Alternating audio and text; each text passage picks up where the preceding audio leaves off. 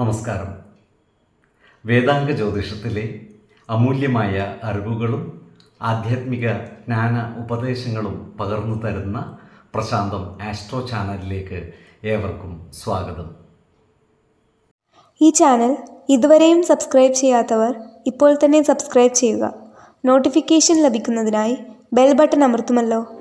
ഒപ്പം channel like ചെയ്യുക, share ചെയ്യുക, കമൻറ്റ് ചെയ്യുക. കൊല്ലവർഷം 1199 എടവ സംക്രമം ആയില്യം നക്ഷത്രത്തിലാണ്.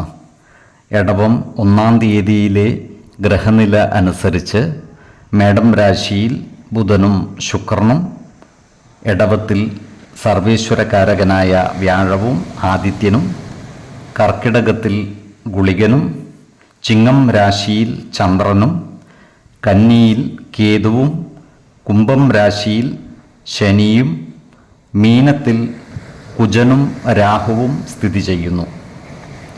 ചോതി നക്ഷത്രത്തിൽ ജനിച്ചവർക്ക് എടവമാസം പൊതുവെ ഗുണഫലങ്ങൾ കൂടിയിരിക്കും. ഈ നക്ഷത്രക്കാർക്ക് കുടുംബത്തിൽ സുഖവും സമാധാനവും കളിയാടും. കുടുംബജനങ്ങളുമായി നല്ല സ്നേഹബന്ധങ്ങൾ നിലനിർത്തുവാൻ ഇവർക്ക് സാധിക്കുന്നതുമാണ്. കുടുംബത്തിലെ അനാവശ്യ ഇടപെടലുകളും ഭാഷണങ്ങളും ഒഴിവാക്കി മുന്നോട്ട് നീങ്ങുവാൻ പരിശ്രമിക്കേണ്ടതുമാണ്. ഈ നക്ഷത്രക്കാർക്ക് വിദേശ രാജ്യങ്ങളിൽ നിന്നുള്ളവരിൽ നിന്നും പലവിധ നേട്ടങ്ങളും പ്രതീക്ഷിക്കാവുന്നതാണ്. അതിനാൽ വിദേശത്ത് ജോലി ചെയ്യുന്ന ബന്ധുക്കളുമായും സുഹൃത്തുക്കളുമായും നല്ല സ്നേഹ സൗഹൃദ ബന്ധങ്ങൾ നിലനിർത്തുവാൻ പരമാവധി പരിശ്രമിക്കേണ്ടതുമാണ്.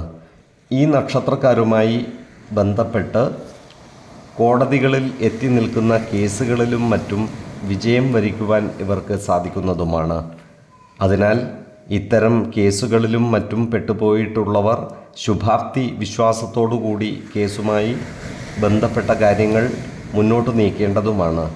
അതുപോലെ തന്നെ സർക്കാരിൽ നിന്നും കിട്ടേണ്ടതായ ആനുകൂല്യങ്ങളും പണവും ലഭിക്കുവാനുള്ള സാധ്യതകളും കാണുന്നുണ്ട്. അതിനാൽ ഇത്തരം കാര്യങ്ങൾ വേഗത്തിലാക്കുന്നതിനായി ബന്ധപ്പെട്ട സർക്കാർ ഉദ്യോഗസ്ഥന്മാരെ നേരിൽ കാണുന്നതിനും മറ്റും അനുകൂലമായ കാലവുമാണ്.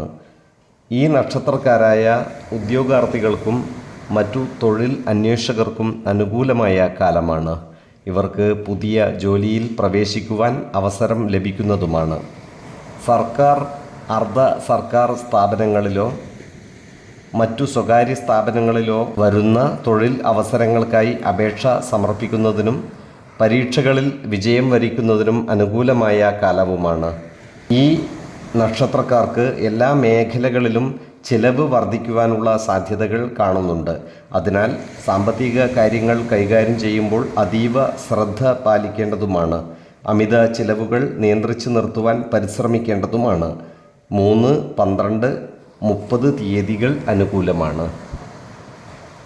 ഈ നക്ഷത്രക്കാർ ജനിച്ച സമയത്തെ അടിസ്ഥാനമാക്കിയുള്ള ജാതകത്തിലെ ലഗ്ന രാശിയുടെയും ലഗ്ന അധിപന്റെയും സ്ഥിതിയും ശുഭ പാപ ഭാവങ്ങളുടെ സ്ഥിതിയും ഓരോ രാശിയിലെയും ഗ്രഹങ്ങളുടെ സ്ഥിതിയും അനുസരിച്ച് ഇവരുടെ പൊതുഫലത്തിൽ ഏറ്റക്കുറച്ചിലുകൾ ഉണ്ടാകുവാനിടയുണ്ട്.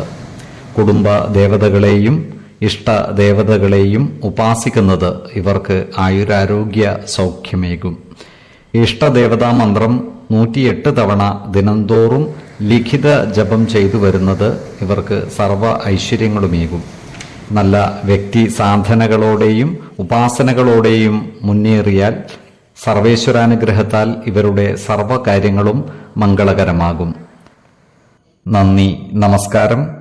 ജ്യോതിഷരത്നം പ്രശാന്ത് കണ്ണോം.